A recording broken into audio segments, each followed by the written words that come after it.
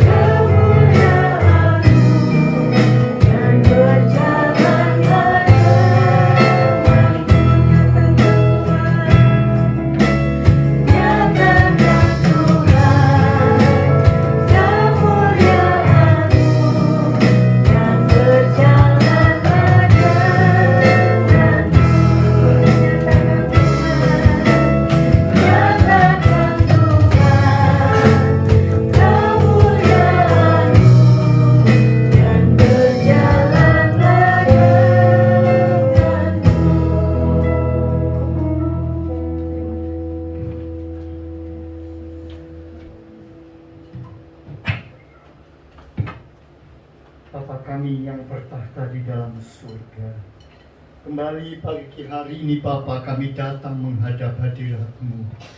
Inilah kehidupan kami, inilah perjalanan hidup kami sebagai umat-umat yang percaya kepadamu. Kami rindu Bapa dalam setiap kehidupan kami.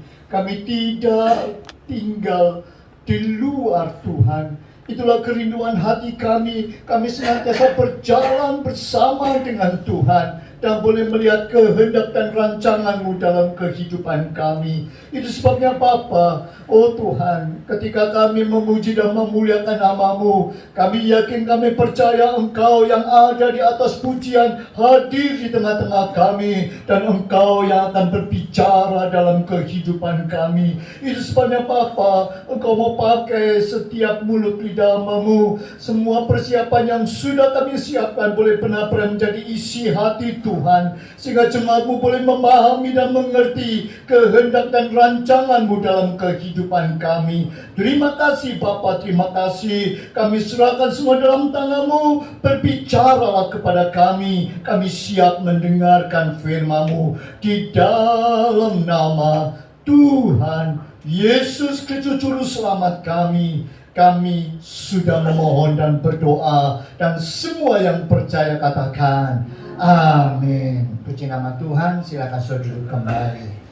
Kemurahan Tuhan kalau pagi hari ini kita boleh bersama-sama beribadah, kita boleh memuji dan memuliakan nama Tuhan. Walaupun kadang-kadang kita seringkali bertanya-tanya dalam kehidupan ini, bagaimanakah seharusnya kita menghadapi hidup di dalam dunia ini. Saudaraku sekalian dikasihi Yesus Kristus, memang seringkali dalam perjalanan hidup kita tidak selalu selamanya itu mulus. Bahkan kadang-kadang ada banyak pertentangan, ada banyak istilah yang mungkin diperhalus, banyak pergumulan yang muncul dalam hidup ini.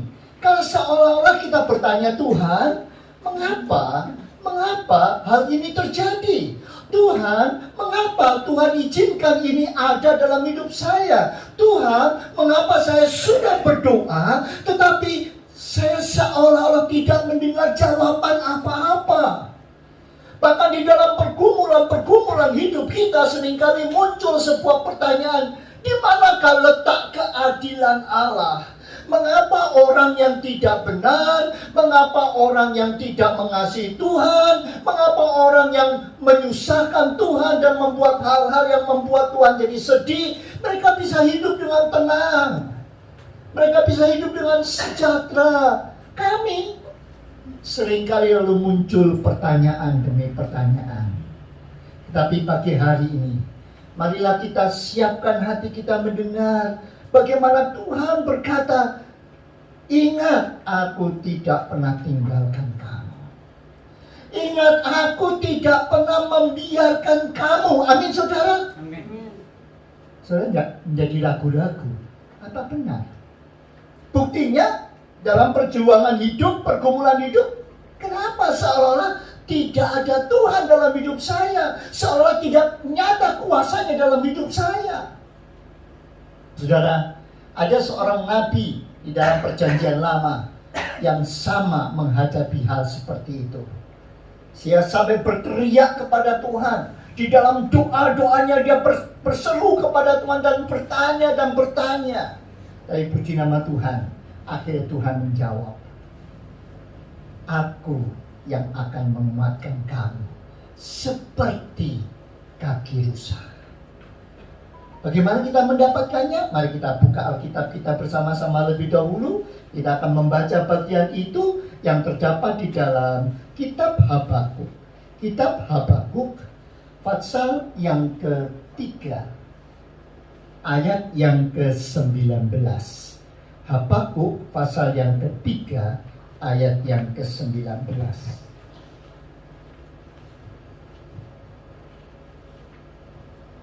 Habakuk pasal yang ketiga ayat yang ke-19. Kalau saudara sudah di depan ada ayatnya, mari kita baca bersama-sama ayat ini untuk menjadi sebuah pemahaman bagi kita semua apa yang firman Tuhan katakan dan firman Tuhan kehendaki. Mari kita baca bersama-sama. 2, 3. Allah Tuhanku itu kekuatanku.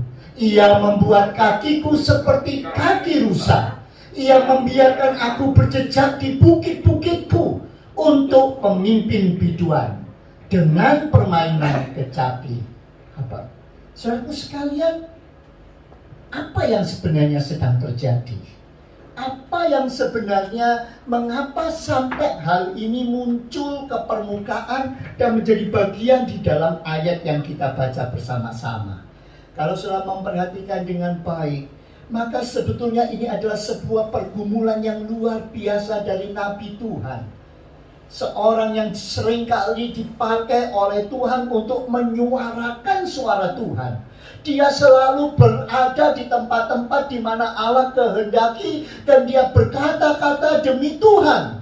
Dia berkata-kata untuk Tuhan, dan dia berkata-kata sesuatu yang benar dari Tuhan. Tetapi kenyataannya lalu muncul satu pertanyaan, kenapa apa yang Tuhan sudah sampaikan, apa yang Tuhan sudah utarakan, ternyata kok tidak pernah menjadi kenyataan? Mengapa kenyataannya saat ini masih berbalik? Saudaraku sekalian, kalau saudara membaca di dalam Habakuk pasal yang pertama, saudara akan melihat bagaimana Habakuk berkeluh kesah kepada Tuhan untuk semua yang terjadi. Dia selalu bertanya, kenapa realitanya tidak seperti yang seharusnya terjadi? Kenapa tidak seperti teoritis? Orang benar, orang baik dikasih Tuhan, orang jahat dihukum oleh Tuhan. Tapi kenyataannya kenapa kok sekarang seperti ini? Kenapa orang yang jujur, yang harusnya mendapat berkat Tuhan, justru mereka menghadapi situasi yang tidak adil? Ada salah seorang murid saya datang kepada saya berkata demikian, Pak, apakah memang betul jadi seorang murid itu tetap harus jujur? Mana yang lebih baik? Mengerjakan tugas dan tanggung jawab itu dengan sungguh-sungguh, dengan pergumulan pribadi, atau nyontek? Tinggal nurun dari orang lain. Buktinya itu teman-teman saya yang tidak pernah belajar, ya belajarnya ala-ala atung katanya, ya pokoknya sekedarnya. Tetapi pada waktu ujian dia nyontoh, dia memakai keahliannya sini sana, nilainya lebih bagus dari saya. Saya yang berjuang mati-matian, rasanya pagi, siang, sore, malam berjuang, hasilnya kok ya begini-begini saja. Saudara, ada banyak orang yang mulai bertanya-tanya tentang hal itu. Makanya Habakuk juga mengeluh kepada Tuhan. Berapa lama lagi Tuhan?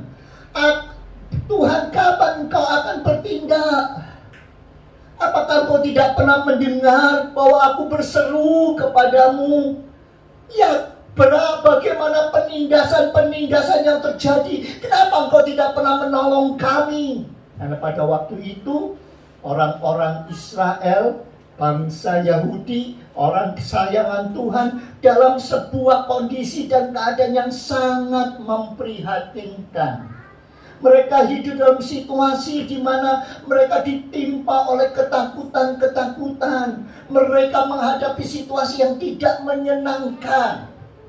Itu sebabnya mengapa saudara, kalau saudara membaca bagian Habakuk, nanti kalau di rumah saudara baca dengan sungguh-sungguh, bagaimana mereka seolah-olah menjerit kepada Tuhan.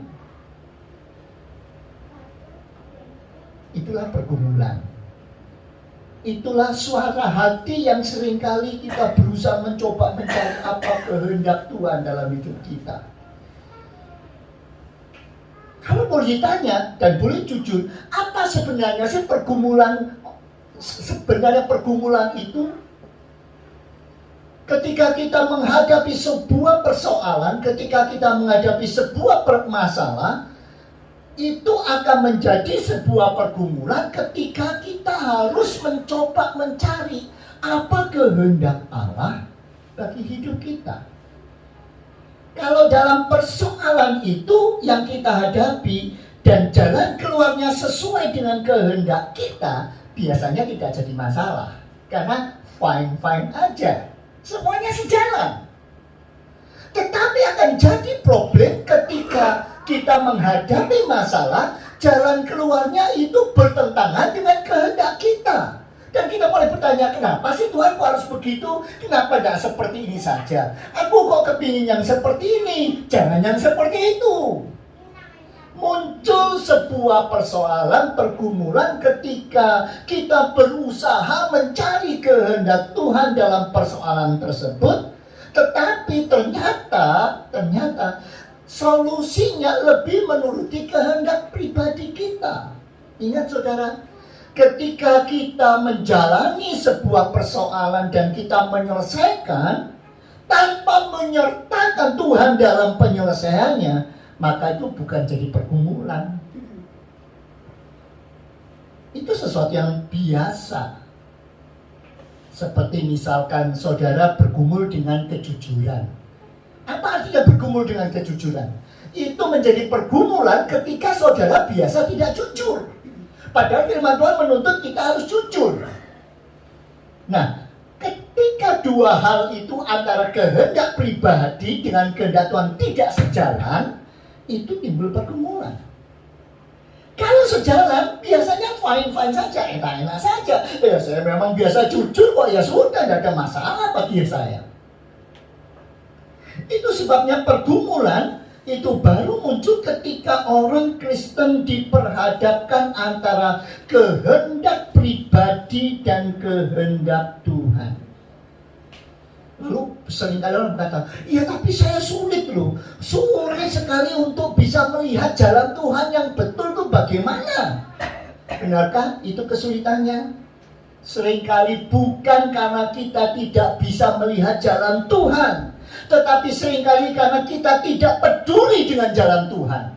Tuhan tunjukkan, Tuhan berikan, Tuhan memberikan pemahaman, tetapi seringkali kita tidak peduli. Kita lebih nuruti kehendak dan kemauan pribadi. Itulah yang seringkali menyebabkan mengapa karakter Kristiani tidak muncul dalam hidup ini. Dan seolah-olah semua yang dijalani enak-enak saja, asal itu sesuai dengan kehendak. Kalau tidak, ya menurut kehendak saya. Lalu bagaimana dengan kehendak Tuhan? Nah, itu kan katanya. Kalau itu yang terjadi, pertanyaannya, bagaimana saudara bisa berdoa, Bapa kami yang ada di surga, dipermuliakanlah namamu, datanglah kerajaanmu, jadilah kehendakku. Amin saudara. Kehendak siapa? Kehendakmu. Itu yang seringkali menjadi persoalan. Nah, itu sebabnya dalam Habakuk hal yang sama terjadi.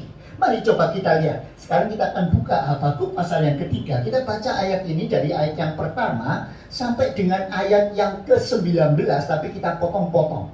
Yang bagian yang pertama kita lihat lebih dulu, ayat yang pertama sampai dengan ayat yang ke-7 atau ayat yang ke-8 lebih dulu, sehingga kita bisa mendapat pemahaman. Kita baca ayat yang ganjil, pria yang membaca, ayat yang genap, wanita yang membaca. Ya, kita baca satu ayat yang pertama, pria, 2, 3. Doa Nabi Habakuk menurut nada ratapan. Ayat yang kedua, Tuhan telah mendengar kabar tentang Engkau dan pekerjaanmu ya Tuhan, kutakuti. Hidupkanlah itu dalam lintasan tahun, nyatakanlah itu dalam lintasan tahun, dalam murka ingatlah akan kasih sayang. ayat yang ketiga, Allah datang dari negeri Teman dan yang maha kudus dari pegunungan Paran. Keagungannya menutupi segenap langit dan bumi pun penuh dengan pujian kepadanya. Ada lawan seperti cahaya, sinar cahaya dari sisinya, dan di situlah terselubung kepadanya. Mendahuluinya berjalan penyakit sampar dan demam mengikuti jejaknya. Ia berdiri, maka bumi dibuatnya bergoyang. Ia melihat berkeliling, maka bangsa-bangsa dibuatnya melompat terjun. Hancur gunung-gunung yang ada sejak barat, merendam bukit-bukit yang berabad-abad. Itulah perjalanannya berabad-abad. Nah, kita berhenti di sini dulu. Saudara perhatikan, kalau saya membaca bagian ini dengan baik, saya akan menemukan hal yang sangat sangat sesuai dan hampir identik dengan kondisi saat ini. Saya bacakan dalam bahasa Indonesia sehari-hari, mulai ayat yang pertama. Inilah pesan yang dinyatakan, ayat yang pertama, inilah doa Nabi Habakuk. Ya Tuhan, ku dengar tentang perbuatanmu, maka rasa hikmat memenuhi hatiku. Kiranya perbuatan besar itu kau ulangi dan kau nyatakan di zaman kami. Hendaknya kami kau kasihani walaupun engkau panas hati. Di sini Habakuk menyatakan, Tuhan, aku tahu engkau sekarang sedang marah. Aku tahu, aku merasakan bahwa engkau sekarang sedang murka. Itu sebabnya begitu banyak bencana, begitu banyak hal-hal yang terjadi. Apa yang terjadi? Coba ayat yang berikutnya, ayat yang ketiga. Engkau Allah yang maha suci datang dari Teman. Engkau datang dari pegunungan Paran. Langit diliputi keagunganmu, bumi penuh dengan pujian bagimu. Kau datang dengan cahaya cemerlang, dari tanganmu keluar sinar gemilang. Disitulah kuasamu kau sembunyikan. Ingat, kau suruh penyakit berjalan di depanmu dan maut ikut di belakangmu. Saudara perhatikan, ada bala sampar, ada bala penyakit yang berjalan, dan ketika penyakit itu jadi, maka yang mengikuti adalah malaikat maut. Kematian demi kematian dan demi kematian. Habakuk merasa, ya Tuhan, padahal aku tahu bahwa engkau seperti Allah yang maha kuasa dan semuanya ini terjadi. Kenapa Habakuk akhirnya merenungkan bagian ini? Karena kalau sudah perhatikan pasal yang pertama, dia mengeluh kepada Tuhan tentang ketidakadilan, tentang situasi yang sangat memprihatinkan. Pasal yang kedua Tuhan mengatakan, no, jangan selalu melihat hanya dari kacamatamu sendiri. Lihatlah bahwa Tuhan sedang bertindak. Tuhan tidak pernah tutup mata. Tuhan selalu akan menunjukkan keadilannya. Hanya semua itu tergantung waktu Tuhan.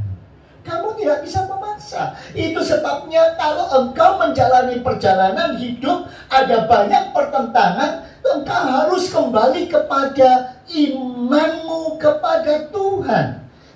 Kepada siapa engkau berharap? Kepada siapa engkau percaya? Kepada siapa engkau menggantungkan hidupmu? Itu yang paling penting. Itu sebabnya dalam bagian itu akhirnya Habakuk sadar. Oh iya Tuhan, kalau begitu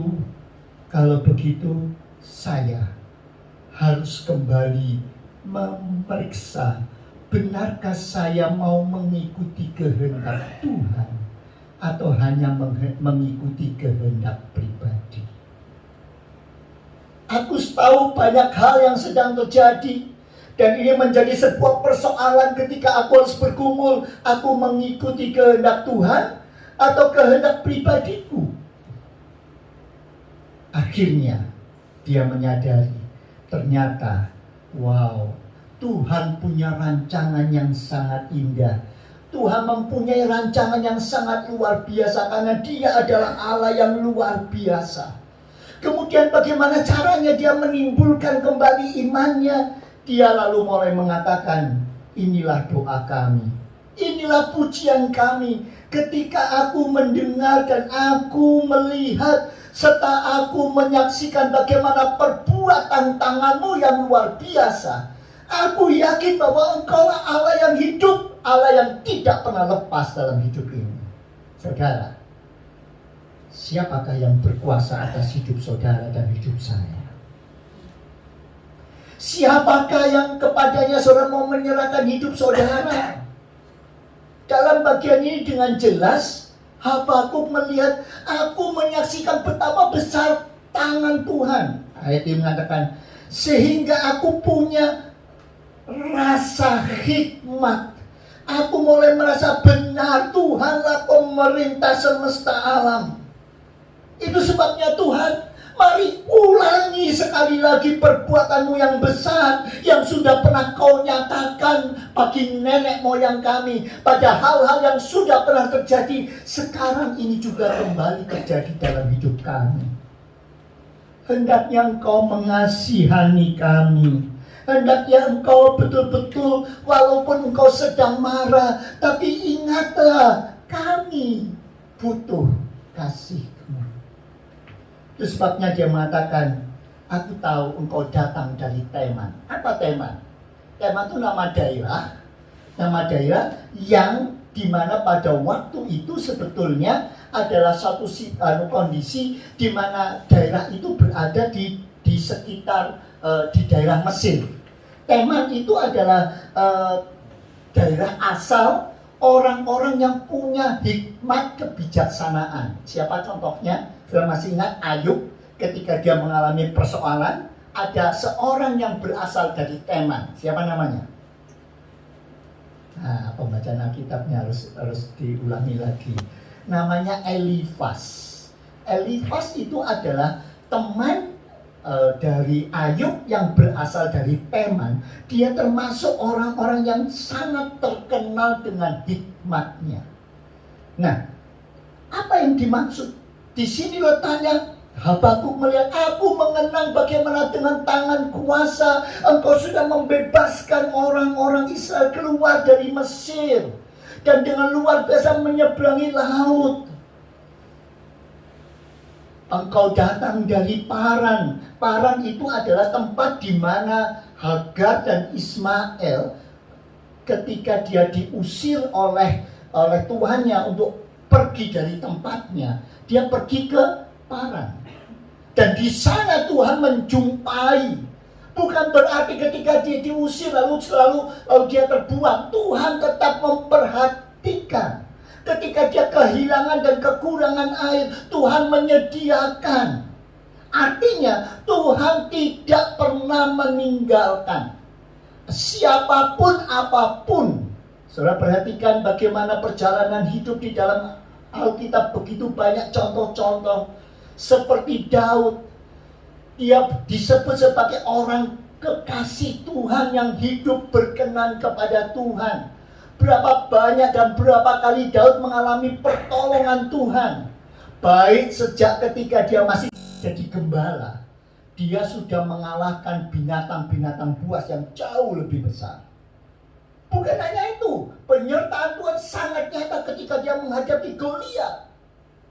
Goliat yang besar, yang merupakan tentara yang perkasa, mudah dikalahkan oleh Daud. Luar biasa.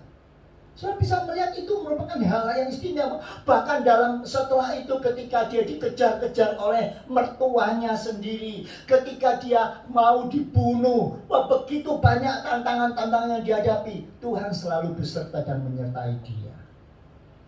Dan apa akhirnya? Daud betul-betul lebih dekat kepada Tuhan. Apakah berarti Daud tidak pernah jatuh? Apakah berarti Daud tidak pernah lepas? Ternyata pernah. Tetapi sekali lagi kasih setia Tuhan itu luar biasa. Dia tetap memperhatikan setiap orang-orang yang dikasihinya. Itu sebabnya sekarang persoalannya adalah, benarkah dan maukah kita benar-benar menyerahkan hidup kita kepada Tuhan? Nah, kalau sudah perhatikan di dalam di bagian ini, sekali lagi Tuhan mengatakan, mari, hendaklah engkau benar-benar menyerahkan. Lihat, begitu banyak perkara yang Tuhan sudah buat dalam hidup ini. Maukah engkau menyerah kepada Tuhan? Nah, itu sebabnya dengan situasi seperti itu, akhirnya bagian terakhir dalam Habakuk menyimpulkan. Ayat yang ke-16, ayat yang ke-16 merupakan kesimpulan sebelum masuk ayat 17 dan ayat 18. Ayat 16, coba kita baca bersama-sama. 2, 3. Ketika aku mendengarnya, gemetarlah hatiku. Mendengar bunyinya, menggigillah bibirku. Tulang-tulangku seakan-akan kemasukan sengal, dan aku gemetar. Di tempat aku berdiri, namun dengan tenang aku namun dengan tenang akan kunantikan hari kesusahan yang akan mendatangi bangsa yang bergelombol menyerang kami. Akhirnya Habakuk membuat kesimpulan bahwa Tuhan akan bertindak. Dan aku yakin bagaimana letak keyakinannya menghadapi problem dan masalah dalam hidupnya. Ayat yang ke-17 dan ayat 18. Ayat 17 kita baca bersama-sama ayat 17 dan 18. 2, 3. Sekalipun pohon ara tidak berbunga, pohon anggur tidak berbuah, hasil pohon zaitun mengecewakan.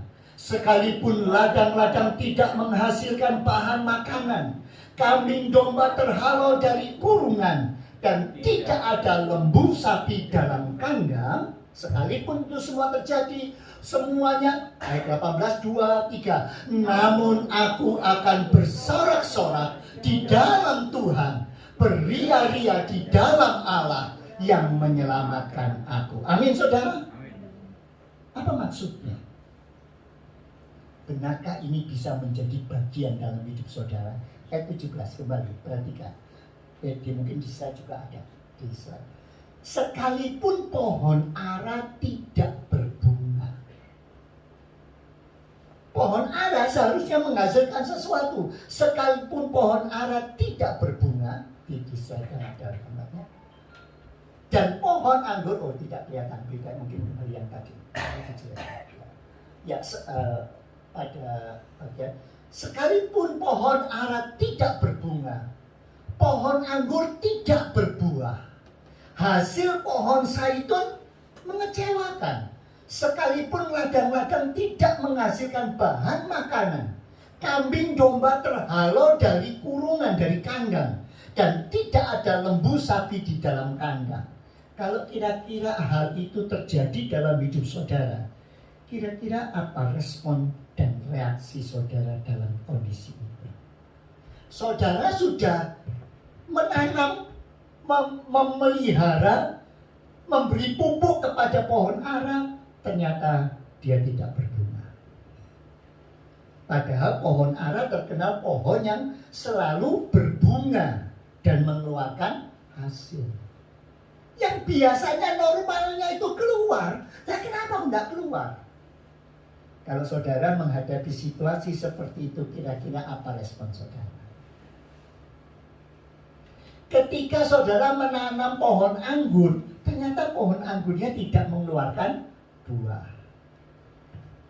Bagaimana respon saudara? Ditunggu-tunggu, dinanti-nanti, lah kok cuma daunnya saja. Ketika hasil pohon zaitun mengecewakan, tidak seperti yang diharapkan. Ketika ladang-ladang tidak menghasilkan bahan makanan, sudah menanam, ternyata gagal panen. Kambing domba yang dipelihara dihalau, artinya apa? Dicuri, dibawa orang pergi. Bahkan lembu sapi tidak ada dalam kandang. Kira-kira gimana respon saudara? Bukankah ini menggambarkan perjalanan hidup manusia yang seringkali banyak menghadapi situasi-situasi yang tidak seperti kita harapkan? Banyak di antara kita mengatakan, aku sudah mengasihi Tuhan, aku sudah berdoa, aku sudah melakukan pekerjaan Tuhan, aku sudah melayani Tuhan. Tetapi mengapa hasilnya kok tidak kelihatan? Apa respon saudara? Banyak orang akhirnya tidak tahan menghadapi situasi seperti ini. Tetapi itu bukan iman. Habakuk menunjukkan sebuah cara bagaimana menghadapi situasi itu. Ayat yang ke-18. Nah, ini dia. Namun, baca sama-sama 2, 3. Namun aku akan bersorak-sorak di dalam Tuhan, beria-ria di dalam Allah yang menyelamatkan. Bisakah itu saudara jalani dalam hidup saudara? Walaupun situasinya tidak menguntungkan, kadang-kadang tidak seperti yang kita harapkan, tapi maukah saudara tetap bersorak-sorak di dalam Tuhan dan beria-ria di dalam Tuhan? Itu adalah bukti bukti dan fakta iman. Habakuk menunjukkan ketika kita benar-benar berserah dan berharap kepada Tuhan, apapun terjadi, kalau Tuhan izinkan, aku yakin, aku percaya Tuhan punya landasan dan punya maksud yang terbaik bagi kehidupanku. Amin, saudara. Itu iman. Itu perjalanan iman yang dibutuhkan dalam hidup ini. Bagaimana memahaminya? Ayat yang terakhir menunjukkan kepada kita. Ayat 19. Ayo kita baca bersama-sama dengan suara lebih keras. 2, 3. Allah Tuhanku itu kekuatanku. Ia membuat kakiku seperti kaki rusa. Ia membiarkan aku berjejak di bukit-bukitku. Untuk ini sudah tak usah. Jadi sampai situ. Yang membiarkan aku berjejak di bukit-bukitku. Kalau saudara membaca di dalam bahasa Indonesia sehari-hari, itu akan lebih kita bisa memahami. Dalam bahasa Indonesia sehari-hari mengatakan demikian. Engkau memberi, di situ ada, ya. Di sini saudara bisa baca, engkau memberi aku kekuatan seperti kaki rusa. Ketika kita bersandar berharap apapun terjadi, tapi kita yakin, kita percaya bahwa Tuhan tidak akan pernah meninggalkan, Tuhan akan bertindak pada saatnya, dan yang terbaik Tuhan berikan dalam hati kita, yang memberikan dalam hidup kita, maka Tuhan sendiri yang akan memberikan kekuatan kepada kita seperti kaki rusa. Kakiku akan kau kokohkan. Engkau membimbing aku supaya aman waktu berjalan di pegunungan. Apa maksudnya, saudara? Kenapa kok kaki rusa dipakai dalam hal ini? Nah, silakan saudara perhatikan. Ternyata kalau kita perhatikan rusa, banyak orang yang melihat rusa itu seperti binatang yang lemah. Tapi kalau saudara mau perhatikan dengan sungguh-sungguh, ternyata ada banyak keunggulan dan kelebihan. Beberapa site menunjukkan ada 15 kelebihan dari rusa. Tetapi saya akan cuma melihat beberapa hal saja. Nah, saudara perhatikan, ini adalah rusa yang jenisnya jenis tertentu, yaitu jenis dari springbok, ya, springbok. Nah, ya, saudara bisa perhatikan, lihat sebentar. Apakah dia lemah? Ya, memang seringkali dianggap binatang yang lemah. Apalagi ketika pemangsanya menghadang dia. Nah, saudara perhatikan, yang kecil-kecil pun itu sudah bisa mengintai dan mau memangsa dia. Tetapi di mana letak kekuatannya untuk dia bisa menghindar? Nah, ketika dia, maka dia mulai. Nah, lihat saudara, dengan kaki-kaki yang kecil tetapi kokoh dan kuat, ternyata otot-ototnya luar biasa. Dia bisa berjalan dengan sangat cepat. 1 jam 85 km. Dia bisa melompat dengan ketinggian kurang lebih 3 meter. Dan begitu cepat dia bisa menghindar, sehingga apapun terjadi dia bisa lewat dan melepaskan diri dari kecepatan, kecuali pemangsanya lebih cepat dari dia. Nah, kalau sudah perhatikan, memang ada beberapa binatang yang lebih cepat dari dia. Tetapi kalau sudah perhatikan, ini luar biasa. Jadi sehingga para rusa ini bisa betul-betul terhindar. Dia letaknya di mana? Karena dia punya kaki yang kuat. Dan kaki yang kuat ini dilatih terus-menerus. Kalau saya perhatikan beberapa film-film tentang rusa, dia di tanah lapang yang kosong pun dia sering kali lompat-lompat, dia lari sini lari sana, berkejaran sini sana. Dia terus melatih diri, sehingga dengan kakinya yang kokoh itu dia bisa menghindari, walaupun tanahnya itu lembek atau tanahnya berbatu, dia bisa melampauinya dengan bagus. Itu sesuatu yang istimewa, saudara. Itu sebabnya mengapa kalau kita punya iman dan kita bersandar sepenuh kepada Tuhan, maka Tuhan akan memberikan kekuatan kepada kita agar benar-benar kita bisa melangkah dan kita bisa betul-betul menghadapi semua itu dengan kekuatan yang Tuhan berikan. Itulah sebabnya mengapa seperti kaki rusa dipakai oleh Tuhan dalam bagian ini untuk menunjukkan gimana kita harus bisa menghadapinya dan Tuhan melatih kita. Ada sebuah buku yang bagus yang semacam The Pilgrim Progress, tapi menunjukkan bagaimana ada seorang yang disebut dengan Mr. Ragu-ragu, yang tidak mudah percaya. Pada suatu hari dia berjalan dengan gurunya mendaki sebuah gunung yang bersalju sangat tebal. Maka si Mr. Ragu-ragu itu akhirnya berkata kepada sang guru, "Guru, saya kok tidak mampu ya, saya lebih baik digendong saja, tolong dong gendong saya." Sang guru berkata, "Oh, kamu mau digendong? Saya sangat mampu menggendong kamu. Saya bisa menggendong kamu dan membawa kamu sampai ke atas bukit ini. Tapi kalau itu kulakukan, kamu tidak akan pernah bisa ikut aku kemana aku pergi. Artinya, engkau tidak akan bisa menjadi muridku. Engkau tidak akan bisa banyak belajar. Saya bisa gendong kamu, tetapi kalau aku menggendong kamu, otot-ototmu menjadi lemah. Dan akhirnya engkau tidak bisa melakukan banyak hal yang lain. Karena engkau tidak pernah berlatih untuk menghadapi masalah demi masalah. Kesulitan demi kesulitan. Hadapi. Maka engkau akan punya kekuatan menghadapi situasi yang bagaimanapun beratnya. Itu sebabnya mengapa di sini Habakuk mengatakan, walaupun semua tidak ada, tetapi aku tetap akan beria-ria. Aku tetap akan memuji Tuhan. Aku tetap percaya kepada Tuhan. Karena Allah akan menguatkan sehingga kakiku bagaikan kaki rusa. Tanahnya gembuk, tanahnya keras, gunung batu, terjal. Saya tetap akan bisa melakukan semuanya. Karena Dia yang menguatkan aku. Amin, saudara. Di sini letaknya, iman itu berarti ketika saudara pasrah kepada Tuhan, mau menyerahkan kehendak saudara kepada kehendak Tuhan, dan saudara jalani. Pada waktu saudara jalani iman, saudara dilatih untuk makin dekat kepada Tuhan.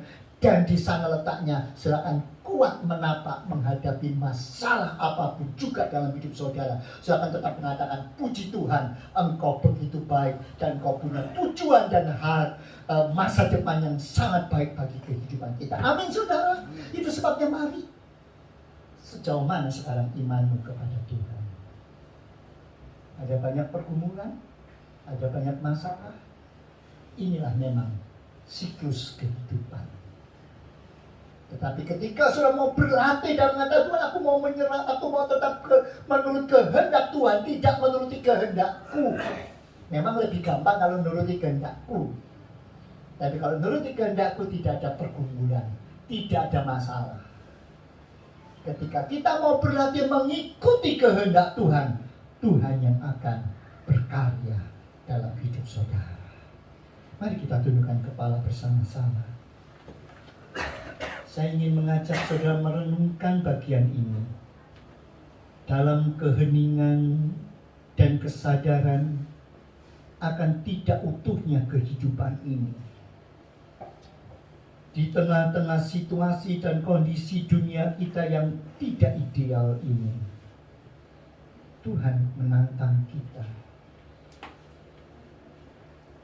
Maukah kita mengerti akan kehendak dan rancangan Tuhan dalam hidup ini? Filipi pasal 4 mengatakan, segala perkara sanggup kutanggung hanya di dalam Dia yang menguatkan aku. Siapa yang akan menguatkan kita bagaikan kaki, sehingga kita mempunyai kaki seperti kaki rusa? Hanya Dia yang akan menguatkan kita. Itu sebabnya mari kita katakan kepada Tuhan, Tuhan, dalam pergumulan hidupku ini, biarlah aku boleh tetap pasrah kepada Tuhan. Kuatkan aku, kuatkan aku. Bukan hanya aku terbang di atas sayap Raja Wali, tapi aku juga mempunyai kemampuan untuk berlatih dan berlatih untuk terus pasrah kepada Tuhan dan mendapatkan kekuatan dalam Dia. Mari katakan, Tuhan, segala perkara sanggup bertanggung di dalam Dia yang memberikan kekuatan dalam hidupku.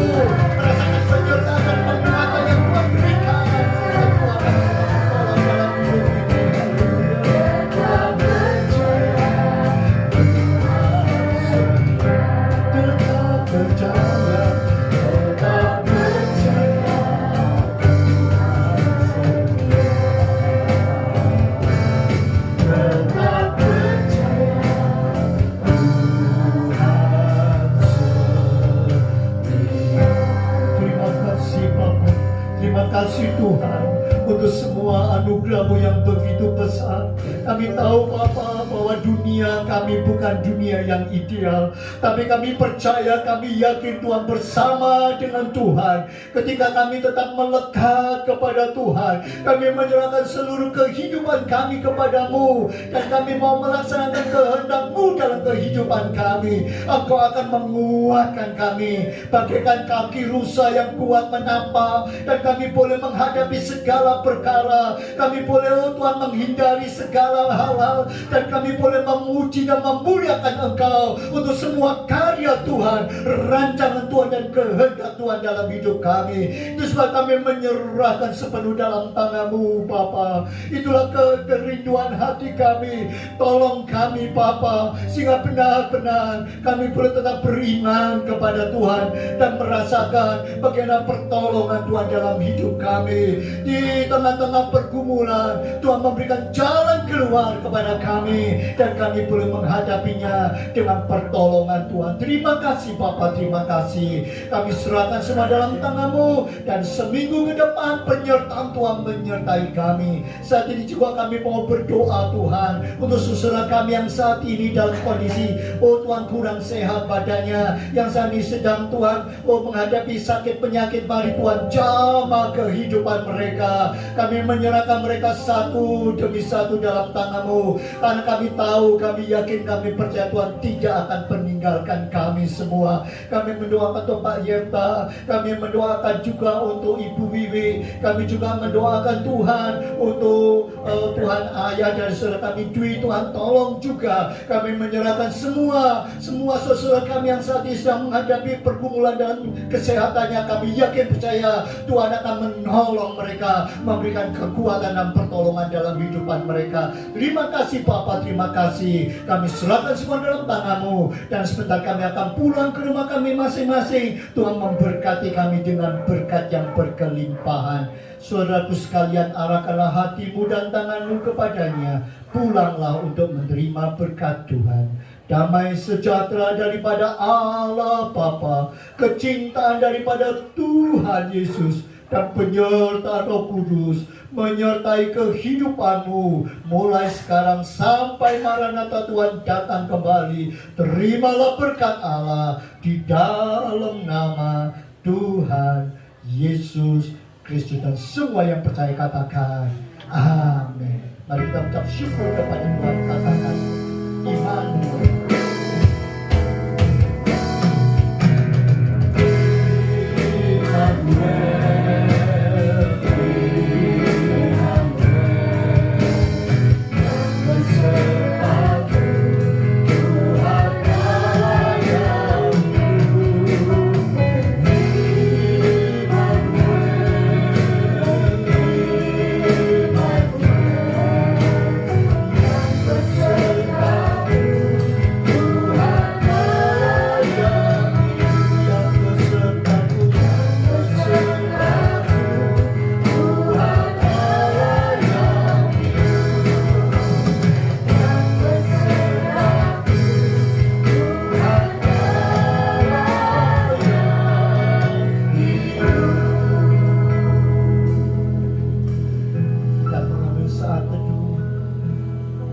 Tidak mengambil komitmen dalam hidup kita untuk melakukan dan menjalani kehidupan kita dengan iman kepada Tuhan.